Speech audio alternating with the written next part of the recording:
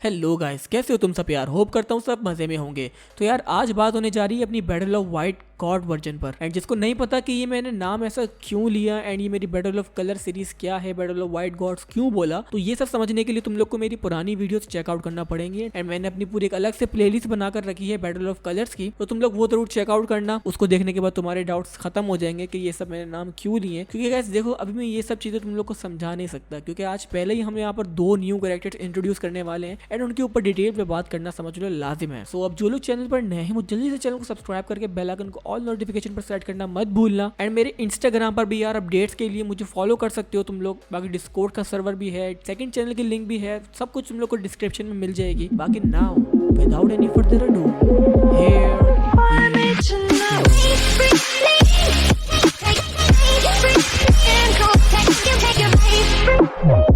तो यार देखो, हम अपने बियॉन्डर एंड कामिटेंची पर तो अक्सर बात करते ही रहते हैं, तो इन पर आज इतने डीप नहीं जाएंगे हम लोग। तुम लोग मेरी दूसरी वीडियोस देख सकते हो उनको सही से समझने के लिए। बाकी कामिटेंची पर थोड़ी सी बात कर ही लेंगे, क्योंकि मेरी जो पुरानी वीडियोस हैं उनके अंदर मैंने मतलब कॉस्मोलॉजी का कॉन्सेप्ट उसमें रखा ही नहीं था, इसलिए यहाँ पर अभी हम कामिटेंची के ओमनीपोटेंस पर भी बात कर लेंगे सही से। बट खैर, जो 2 न्यू कैरेक्टर्स हैं आज वो है the creator and milkman Superman. ये पहली बार मेरे चैनल पर इंट्रोड्यूस होने जा रहे हैं। एंड ये जो गाइस अपना द क्रिएटर है, इसका नाम तो तुम लोगों ने मेरे मुंह से बहुत बार सुना होगा, बट कभी भी गाइस इसको हमने कवर नहीं किया अपनी वीडियो में। खैर आज कर लेते हैं बात अपने सीधी यहाँ पर अपने द क्रिएटर से ही शुरू करते हैं, राइट। तो द क्रिएटर जो कि अपने ओमेनिको व्हेन दे क्राई वर्ड से है, जहाँ से समझ लो हमारी मॉमी कैथरीन ऑगस्टस अरोरा है ना, जिस पर हम अक्सर डिस्कस करते रहते हैं, ये समझ लो उसका भी गॉड है। मतलब समझ के लो बेसिकली ये उसी का गॉड है। वहाँ पर जितनी भी विचेस हैं ये उन सब के ऊपर है। एंड वैसे तो गाइस ये जो अपने द क्रिएटर है इसको समझना काफी मुश्किल है। मैं समझ लो जितना डिटेल में मैं इसकी रिसर्च में जाता रहा उतनी इसके बारे में मुझे डिबेट्स जो भी इसके बारे में हुए वो सब पता चलते रहे। एंड बात सामने ये भी आए कि काफी टाइम से ये डिबेट चल रहा है कि भाई ये असल में है भी या नहीं। आई मीन कहा जा रहा था कि ये जो पोस्ट दिखाई है ये असल में क्रिएटर की नहीं है, ये किसी फैन ने इसी बनाकर डाली थी, बट इसको नाम पड़ गया द क्रिएटर का। आई मीन एक तो ये डिबेट है। दूसरा ये है कि कुछ लोग का ये मानना है कि जो अपनी कैथरीन है ना वो ही असल में क्रिएटर है, ये बस एक फैन मेड कैरेक्टर है द क्रिएटर के नाम से। I mean guys can you believe it, लोग ये भी कह रहे हैं भाई कि ये मतलब एग्जिस्ट ही नहीं करता, ऐसा कोई कैरेक्टर ही नहीं है। बट खैर इन सब डिबेट्स को तो असाइड करो, ये समझ लो बहुत बड़ी वीडियोस बनानी पड़ेगी इसके ऊपर। इसको समझने के लिए सही से हम लोग को पूरी डिटेल्स में जाना पड़ेगा। अभी यहाँ पर मेन जो चीजें हैं ना अपने द क्रिएटर की, जो मुझे लगता है जो मैंने देखा है वो यही है कि भाई द क्रिएटर अपने इस ओमेनिको व्हेन दे क्राई वर्ड्स का pure omnipotent, omniscient and omnipresent being है।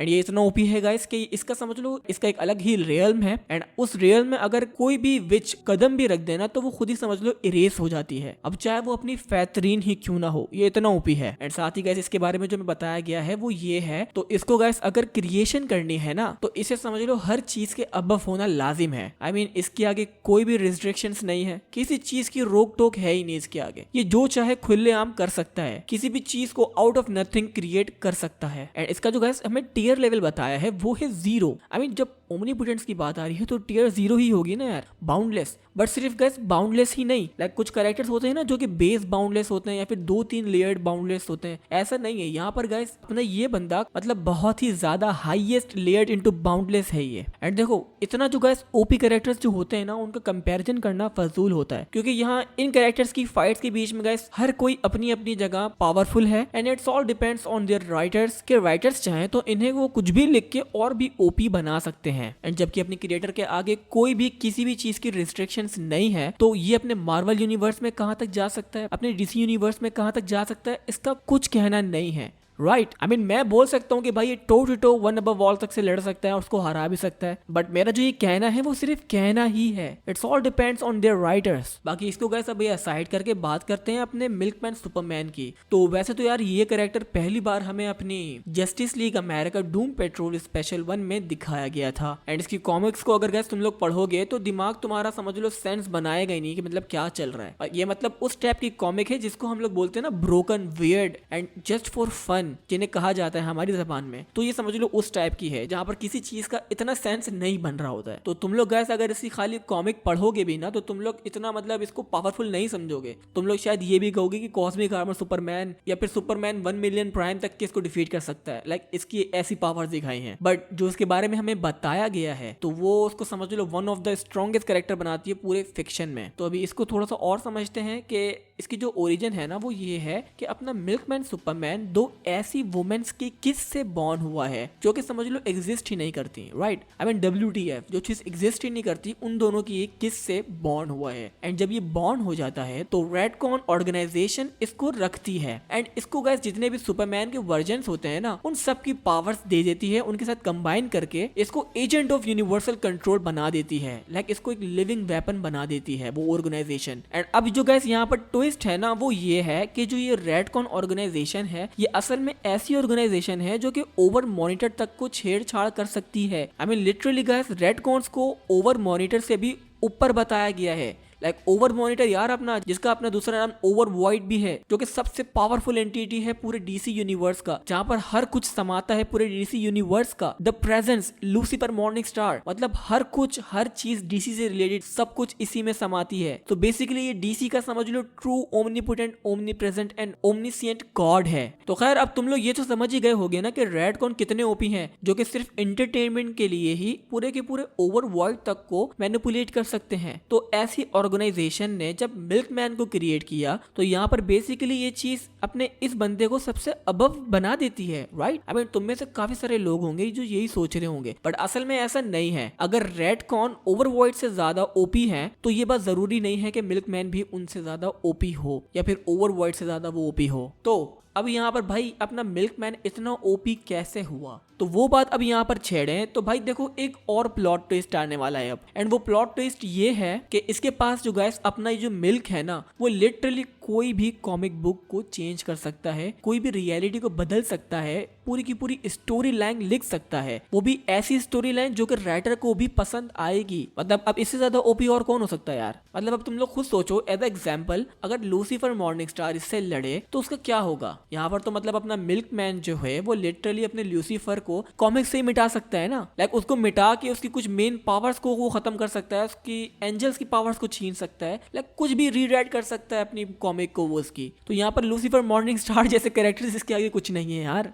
मतलब जो बंदा अपने मिल्क से किसी की भी कॉमिक बुक को अल्टर कर सकता है तो उसकी ये पावर्स कहाँ होंगी। बाकी हाँ इसका कोई ऐसा हमें लिटरल फीड तो नहीं दिखाया है, बस छोटी मोटी रियलिटी रैपिंग दिखाई है और साथ ही ये बताया कि इसके पास जितने भी सुपरमैन के वर्जन हमें आज तक दिखाए हैं उन सब की इसके पास पावर्स हैं। बट जैसा इसके बारे में बताया है तो उसके लिहाज से तो भाई ये बंदा बहुत ओपी है। एंड आई होप तुम लोग को समझ आई होगी इसकी ओरिजिन एंड इसकी पावर्स वगैरह। एंड तुम लोग ये समझ लो कि अगर सीरियसली आंसर हम कुछ कहेंगे ना कि इसके बारे में क्या है तो वो यही है जो सब मैंने अभी तुम लोग को इसके बारे में बताया। सो अब यहाँ बात रह गई अपने बयोंडर की एंड कामी टेंची की। तो भाई देखो बेसिकली अपना कामी टेंची जो है मतलब इसका यार नाम ही कामी है एंड जापान में कामी को गॉड बोलते हैं। तो जाहिर है गाइस ये बंदा अपना एक लिटरल गॉड है अपने टेंची मायो वर्स का, जिसके पास वो हर पॉसिबल पावर्स हैं जो कि अपने एक ओमनीपोटेंट गॉड के पास होती हैं। मतलब ये यूनिवर्सेस को डिस्ट्रॉय करके उनको क्रिएट कर सकता है, ये पूरे के पूरे अपने इवन ओमनीवर्स तक को इरेज करके दोबारा से रिक्रिएट कर सकता है। बट सबसे पहले बात यहाँ पर यही आएगी कि इसका ओमनीवर्स भी तो हो, क्योंकि टेंची मायो की जो कॉस्मोलॉजी है वो इतनी बड़ी नहीं है, वो मुश्किल से अपने हाइपरवर्सल लेवल से लेकर हाई हाइपरवर्सल लेवल तक जाती है। And guys it isn't enough for this type of characters right now. I know कि ये एक लिटरल गॉड है बट ऐसा ये सिर्फ और सिर्फ अपने यूनिवर्स के लिए है। बाकी अगर यही बंदा अपनी इन्हीं पावर्स के साथ किसी दूसरे यूनिवर्स में जाएगा, उनके गॉड से अपने आप को कंपेयर करेगा तो मतलब फिर ये कहीं पर भी नहीं आ सकता यार उनके। मतलब मैं तुम लोग को बता चुका हूँ हाइपरवर्सल लेवल तक ही आ सकता है बस। सीधी सी मेन बात यहाँ पर अपने कामी टेंची की तुम लोग को यही समझनी थी।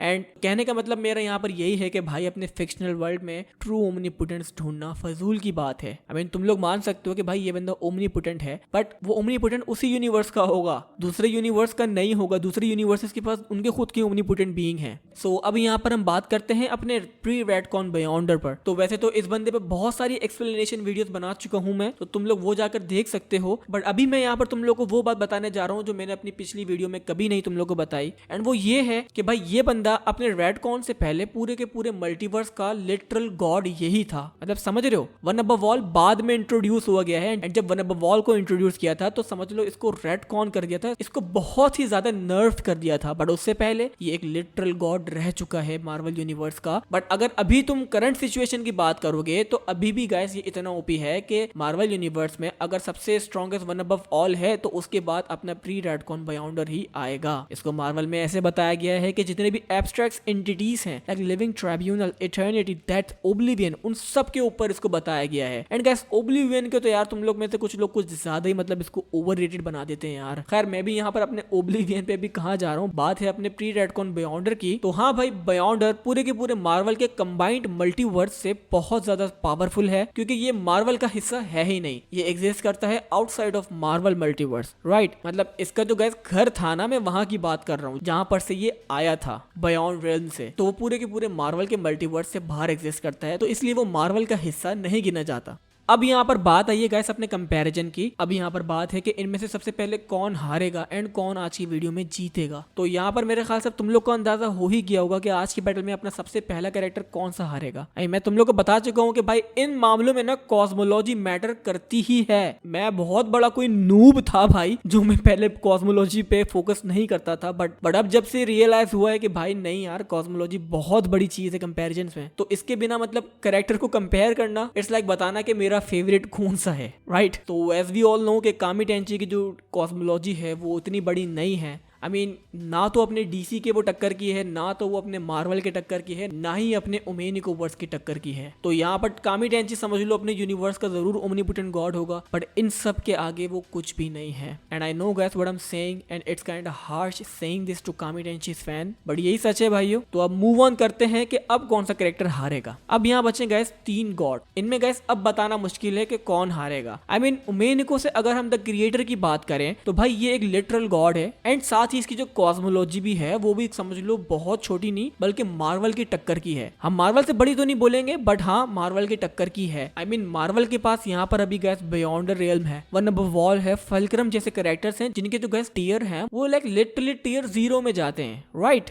आई मीन कुछ बेस बाउंडलेस है एंड कुछ जो है इन्फिनिट बाउंडलेस लेयर्ड में है, जैसे लाइक अपना वन अबव ऑल। बट जबकि जो गैस अपना ओमेनिको व्हेन दे क्राई जो वर्स है, इसके अंदर अगर देखा जाए तो सिर्फ द क्रिएटर ही है जो कि लेयर्ड इनटू बाउंडलेस है। तो यहाँ पर इसका सिंपल सा मतलब यही है, ओमेनिको के पास एक कैरेक्टर है ऐसा, बट जबकि अपने मार्वल के पास सिर्फ वन अबव ऑल ही नहीं बल्कि और भी बहुत सारे कैरेक्टर्स हैं जो कि टीयर 0 में आते हैं। तो हाँ Marvel has cosmology advantage here, but ये कोई इतना बड़ा एडवांटेज नहीं है। मतलब इनकी जो कॉस्मोलॉजी है वो समझ लो टक्कर की है, राइट। एंड इस बैटल को गैस मैं खुद डिसाइड नहीं कर सकता। मतलब गैस ये जो द क्रिएटर है इसको समझना काफी मुश्किल है। तो गैस इसलिए अपना ये जो कॉन्क्लूजन है ये मैं तुम लोग पर छोड़ता हूँ। तुम लोग मुझे कमेंट सेक्शन में बताना कि अपने प्री रेक्टेंड बायोंडर वर्सेस द क्रिएटर में कौन जीतेगा, ये बताना मुझे बिल्कुल भी मत भूलना। एंड अगर तुम में से कोई अपने द क्रिएटर के बारे में कुछ ऐसी बात जानता हो मतलब जो काफी ऑथेंटिक हो तो प्लीज मेरे साथ शेयर करें। तो खैर अब यहाँ पर गैस इनमें से विनर जो भी हो, द क्रिएटर हो या प्री रेडकॉन बायोंडर हो, इन दोनों के ही आगे है अब अपना मिल्कमैन सुपरमैन। तो मैं यहाँ पर ज्यादा बात को घुमाऊंगा नहीं, बस इतना कहना चाहूंगा कि Milkman Superman can defeat both of them and that's right and that's a facts here. I mean feats में अगर हम बात करें तो प्री रेडकॉन बायोंडर ने जो फीट्स करे हैं ना उनके आगे मिल्कमैन सुपरमैन बच्चा है। You know what I am saying, right. Pre retcon Beyonder ने लिटरली पूरे के पूरे मार्वल मल्टीवर्सेस को नियरली वाइप्ड आउट करने की धमकी दी है। मतलब राइट, क्रिएटर का भी जो गाइस एग्जिस्टेंट है वो भी काफी है कि मतलब जितने भी विचेस जो हैं, इवन अपनी फैथरिन जैसी विच, वो भी अगर इसके रियल में कदम भी रखेगी तो वो एग्जिस्टेंट से ही मिट जाएगी। ये इतना भरम रखता है, इतना ओपी है। तो फीट्स के मुकाबले में समझ लो मिल्कमैन इन दोनों के आगे बच्चा है। बट यहाँ पर बात सिर्फ फीट्स की ही तो नहीं है यार, यहाँ पर अगर कुछ मैटर करता है तो वो है कॉस्मोलॉजी। एंड कॉस्मोलॉजी में milkman is overkill for them. I mean even guys ये लोग अगर फोर्सेस भी आपस में ज्वाइन कर लेना, 2v1 कर लें इससे, तो तब भी मिल्कमैन बस यही बोलेगा, hold my milk. Dam, that's the end of the story. Lol यार, मतलब ये सोचने में काफी ऐसा लग रहा है, hold my milk. So milkman is overall so OP. यहाँ पर अगर तुम फीट्स की बात करोगे तो यहाँ पर मिल्कमैन हारेगा, बट अगर कॉस्मोलॉजी की बात करोगे तो milkman is overkill for both of them. I mean वो सोलो कर सकता है आज के तीनों कैरेक्टर्स को। एंड गाइस यहाँ पर ये बात भी अभी क्लियर नहीं है कि अपना मिल्कमैन जो है वो ओवर मॉनिटर से ज्यादा पावरफुल है या नहीं, मतलब ये बात भी क्लियर नहीं है। ये सब समझ लो सिर्फ हमारी अजम्पशन है कि अगर रेडकॉन अपने ओवर वॉइड से ज्यादा ओपी है तो इसका मतलब ये नहीं कि मिल्कमैन भी हो, राइट? ऐसा सिर्फ हमारा मानना है, मतलब ये लॉजिक है, बट कुछ कह नहीं सकते हम अभी। ये जो इसकी अपनी मिल्क की एबिलिटी है ना कि कोई भी कॉमिक बुक को अल्टरेट कर देने की, ये समझ लो बहुत ही ओपी है भाई। एंड हाँ, एक डिबेट गाइस इनका यहाँ पर ये भी चला है काफी कि अपना ओवर वाइड जो है, मतलब ओवर मॉनिटर जो है, उससे अपने लूसीफर ने भी छेड़छाड़ करी थी एंड जैसे तैसे वो बच के निकल गया था, राइट? तो जब लूसीफर ऐसा कर सकता है तो मतलब मिल्कमैन तो समझ लो उसको डिफीट ही कर सकता है ना। मतलब वो तो लूसीफर के भी अबव है, वो प्रेजेंस के भी अबव है, वो लाइक लिटरली इनकी कॉमिक्स को अल्टरेट कर सकता है। तो लोगों का यहाँ पर ये कहना है कि अपना मिल्कमैन डिफीट्स